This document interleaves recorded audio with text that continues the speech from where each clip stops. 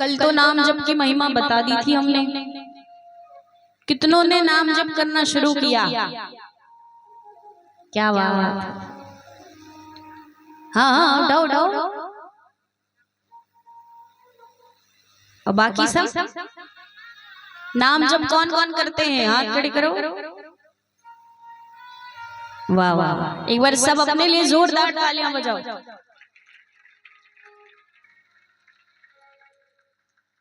बहुत सुंदर। ऐसे ही सबको प्रतिदिन नाम जप करना है, जितना हो सके उतना करिए। ये नहीं कि जरूरी है कि 5 माला करो, 10 माला करो, 15 माला करो, 16 माला करो, नहीं। एक माला भी करो ना तो मन से करो। अब नाम जप करना है इसका मतलब ये नहीं है कि सारे काम छोड़ दो, बस नाम जप करते रहो। नहीं, अपने काम भी करने हैं परंतु साथ में नाम जप भी करना है। इस प्रकार नाम जप की महिमा बताई गई। अब सुखदेव मुनि महाराज से राजा परीक्षित ने प्रश्न किया। कहते हैं कि प्रभु हमें ये बताइए कि क्या भगवान ने कभी किसी पशु को दर्शन दिया? यहाँ श्रीमद् भागवत कथा पहले कितनों ने सुनी है?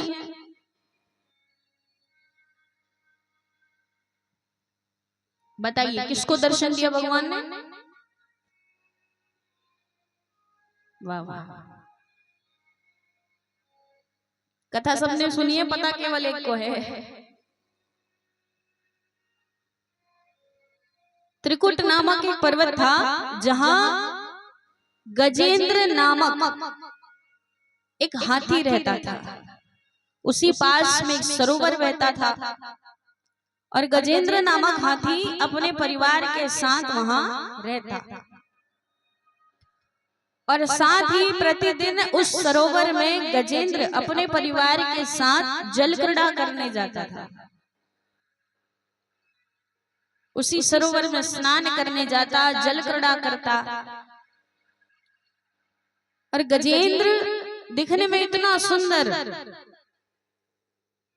बड़ा विशाल शरीर, सफेद हाथी दिखने में बड़ा सुंदर लगे और शक्तिशाली इतना कि उसकी सुगंध भी आ जाए तो शेर भी डरकर भाग जाए। एक बार गजेंद्र अपने परिवार के साथ उसी सरोवर में जल क्रीड़ा करने जाता है। जल क्रीड़ा अर्थात पानी के अंदर खेल रहे हैं, स्नान कर रहे हैं। तो कभी सूंड में पानी भरकर बच्चों पर फेंके, बच्चे प्रसन्न हो जाएं, खुश हो जाएं, नाचने लग जाएं। कभी सूंड में पानी भरकर पत्नी पर फेंके, पत्नी शर्मा जाए। इस प्रकार जल क्रीड़ा कर रहे थे। उसी समय उस सरोवर में एक ग्राह आता है। ग्राह यानी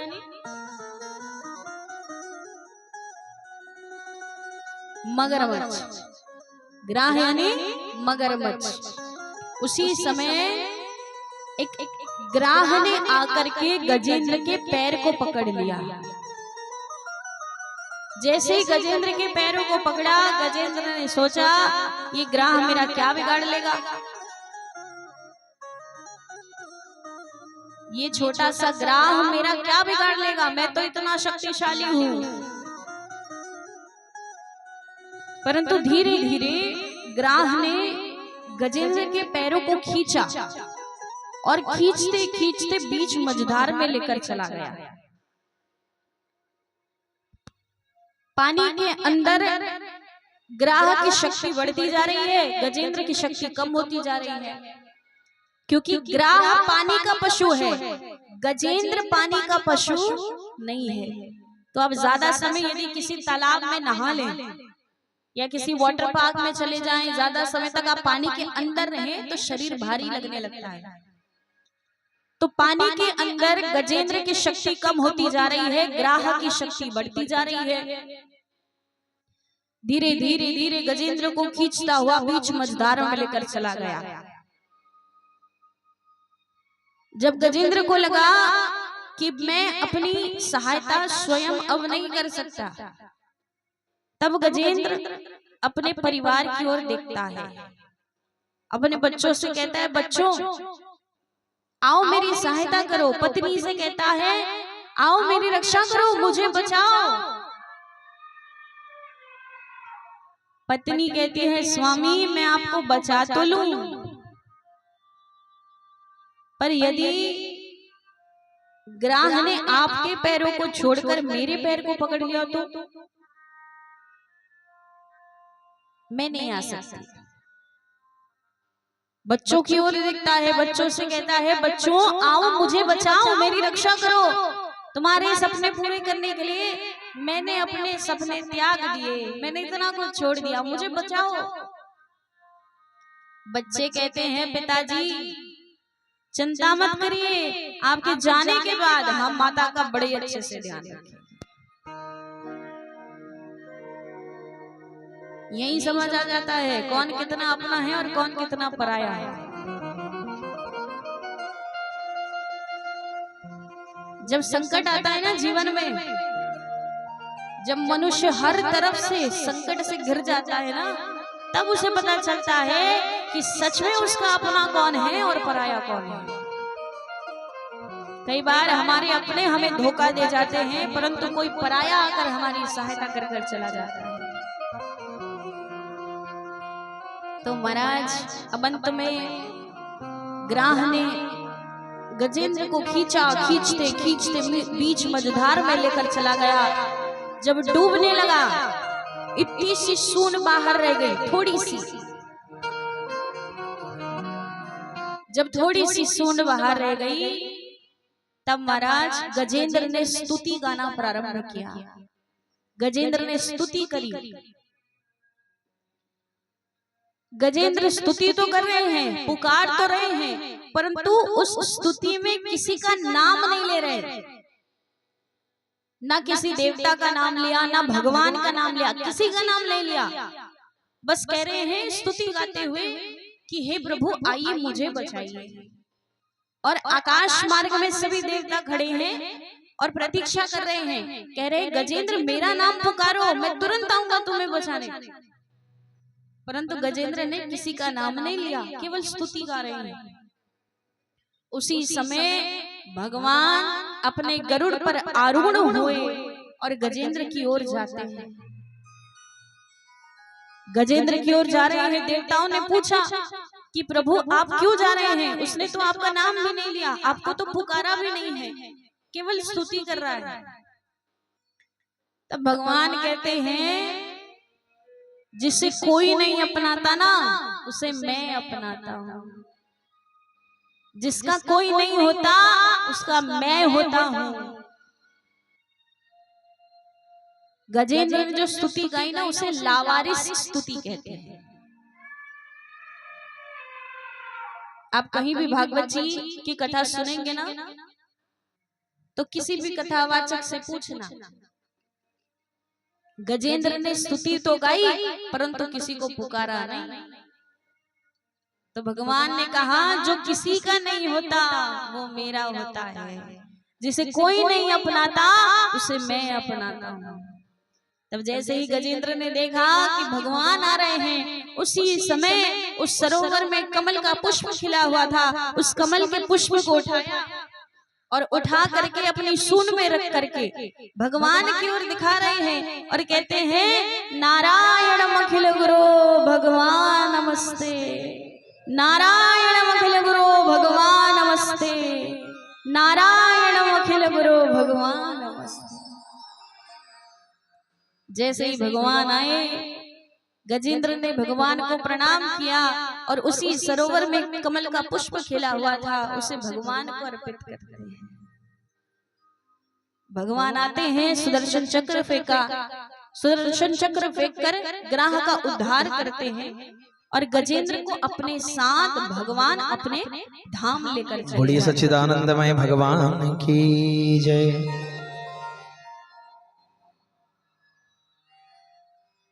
महाराज गजेंद्र जब भगवान के धाम गए तो उन्होंने देखा कि ग्राह तो पहले से वहां बैठा है। गजेंद्र ने कहा प्रभु इसके कारण तो इतना कुछ हुआ, ये मुझसे पहले आकर बैठा है, बोले हाँ ऐसा इसलिए, ऐसे तो इसे जाना नरक ही था, परंतु मैं क्या करूं, इसने मेरे भगत के ही चरण पकड़ लिए तो इसे मुझे अपने धाम लेकर आना पड़ा।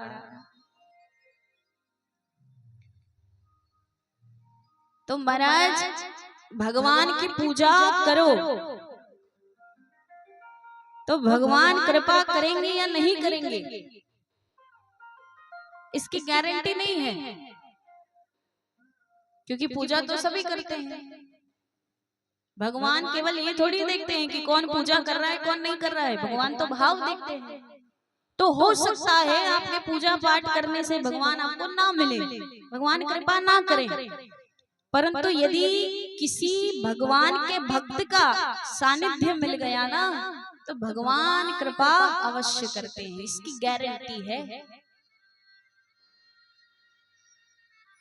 तो यदि भगवान चाहिए ना, भगवान को प्राप्त करना चाहते हो तो पहले भगवान के किसी भक्त के चरण को पकड़ लो, भगवान के किसी भक्त का सानिध्य प्राप्त कर लो, और जिस दिन किसी भक्त का सानिध्य मिल गया ना उस दिन भगवान की कृपा अवश्य होगी, भगवान की दृष्टि पड़ेगी। भगवान की नजर में दिखने के लिए कुछ अलग तो करना पड़ेगा, सब एक जैसे करते रहेंगे तो भगवान थोड़ी ना देखेंगे। और भगवान की नजर हमेशा अपने भक्तों पर रहती है, संतों पर रहती है, इसीलिए भगवान की पूजा करो ना करो कोई बात नहीं, परंतु भगवान के किसी भक्त का सानिध्य प्राप्त कर लेना। और महाराज भगवान तो उन्हीं को मिले जिनका मन निर्मल है, जिनका हृदय निर्मल है, जिनका मन साफ है, स्वच्छ है। इसीलिए तो कहते हैं, गोस्वामी जी ने बड़ी अच्छी बात लिखी, निर्मल मन जन सो मोहि पावा हो, मोहि कपट छल छिद्र न भावा। राम सिया राम सिया राम जय जय राम, राम सिया राम जय जय राम।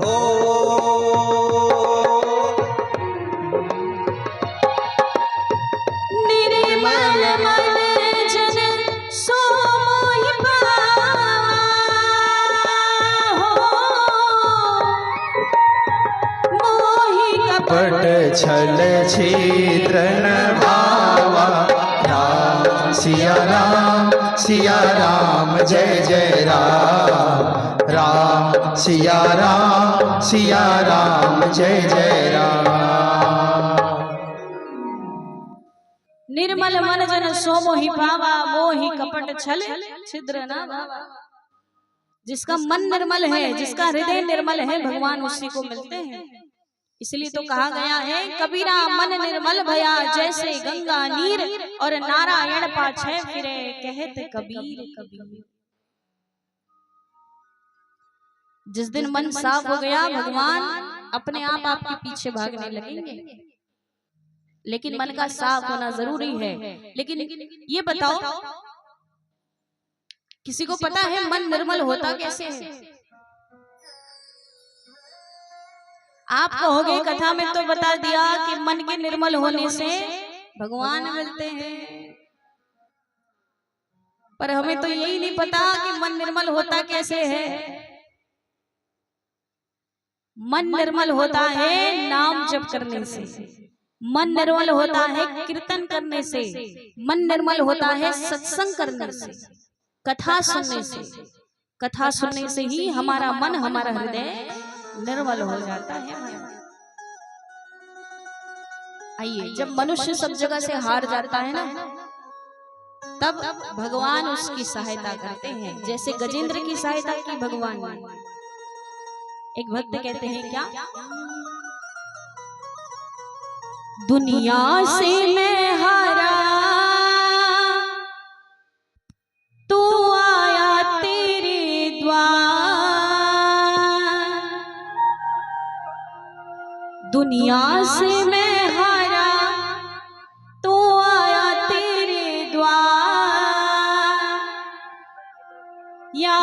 पे भी जो हारा कहाँ जाऊं मैं सरकार, यहाँ पे भी जो हारा कहाँ जाऊं मैं सरकार। दुनिया से मैं हारा तो आया तेरे द्वार, दुनिया से मैं हारा तो आया तेरे द्वार, दुनिया से मैं हारा तो आया तेरे द्वार, दुनिया से मैं हारा तो आया तेरे द्वार। यहाँ पे भी जो हारा कहाँ जाऊं मैं सरकार, यहाँ पे भी जो हारा कहाँ जाऊं मैं सरकार। जय हो।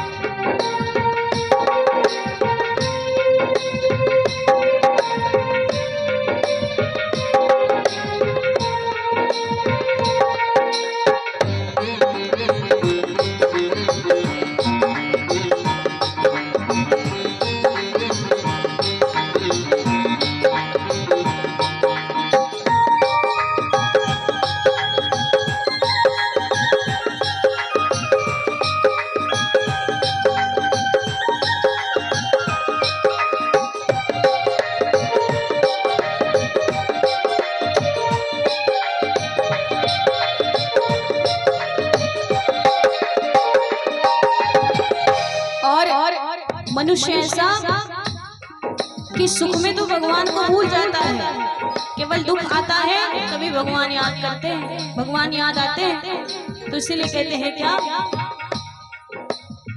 सुख में कभी ना तेरी याद है आई, दुख में संवरिया तुमसे प्रीत लगाई, सुख में कभी ना तेरी याद है आई, दुख में संवरिया तुमसे प्रीत लगाई। सारा दोष है मेरा मैं करता हूँ स्वीकार, सारा दोष है मेरा मैं करता हूँ स्वीकार। यहाँ पे भी जो हारा कहाँ जाऊँ मैं सरकार, यहाँ पे भी जो हारा कहाँ जाऊँ मैं सरकार। राधे।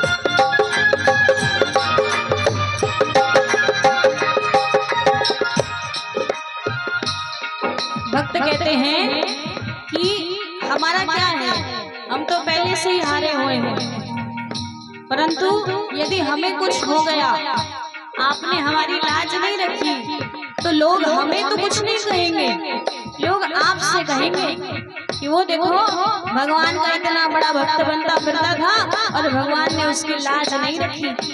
तो भक्त कहते हैं क्या, मेरा तो क्या है मैं तो पहले से हारा, तुमसे ही पूछेगा ये संसार सारा,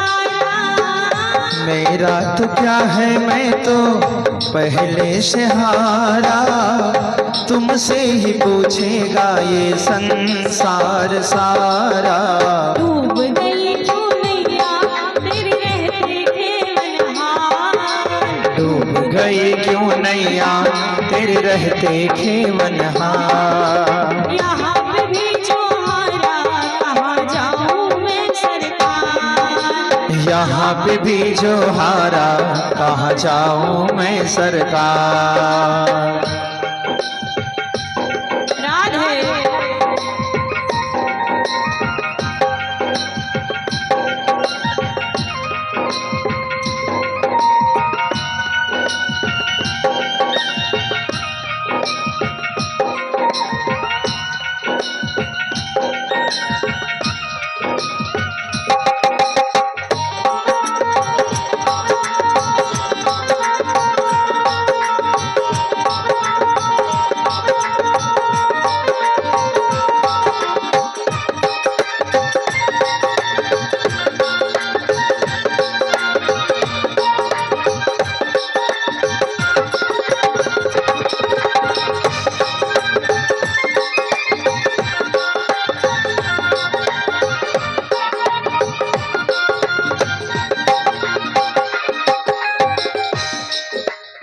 भक्त कह रहा है कि प्रभु सब कुछ तो चला गया हमारा, अब हमारे पास क्या बचा है, हमारी लाज के अलावा अब हमारे पास कुछ नहीं है।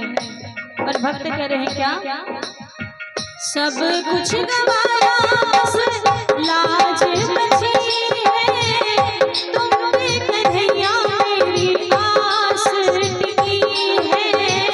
सब कुछ गवाया बस लाज बची है, तुम पे कन्हैया मेरी आस टिकी है। सुना है तुम सुनते हो हम जैसों की पुकार, सुना है तुम सुनते हो हम जैसों की पुकार। यहाँ पे भी जो हारा कहाँ जाऊँ मैं सरकार, यहाँ पे भी जो हारा कहाँ जाऊँ मैं सरकार। दुनिया से मैं हारा तो आया तेरे द्वार, दुनिया से मैं हारा तो आया तेरे द्वार। यहाँ पे भी जो हारा कहाँ जाऊँ मैं सरकार, यहाँ पे भी जो हारा कहाँ जाऊँ मैं सरकार।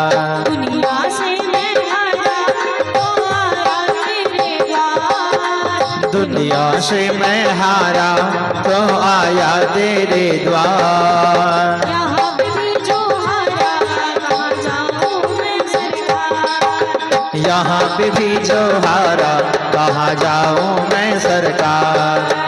यहाँ पे भी जो हारा कहाँ जाऊँ मैं सरकार। यहाँ पे भी जो हारा कहाँ जाऊँ मैं सरकार। बोले वृंदावन बिहारी लाल की जय।